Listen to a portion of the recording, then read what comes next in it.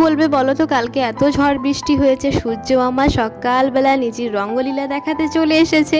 মনেই হচ্ছে না কালকে ঝড় বৃষ্টি হয়েছে। চলো বাদ দাও, আমি চললাম রান্নাঘরে আজকে ভাবছি গিয়ে সকালবেলায় সেদ্ধতে কুমড়ো সেদ্ধ, রাঙা আলু সেদ্ধ দেবো। মা আর বৌদি ভাত খায়, আমি খাই না। আর এদিকে ভাবলাম চাটা বসিয়ে দিই, তারপরে না হয় ভাত বসাবো।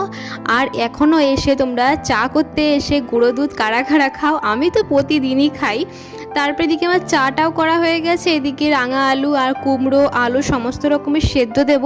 সকালবেলায় মাঝে মাঝে আমিও সেদ্ধ ভাত খাই, আমার সেদ্ধ ভাত খেতে ভীষণ ভালো লাগে। মাছ ডিমের থেকে সেদ্ধ ভাত খাওয়া সত্যি ভীষণ ভালো, সাথে যদি আম তেল থাকে। তার মধ্যে দেখি পুচু প্রচণ্ড কান্নাকাটি করছে, বৌদিকে বললাম তুমি স্নান করে আসো, আমি ওকে ঘুম পাড়াচ্ছি।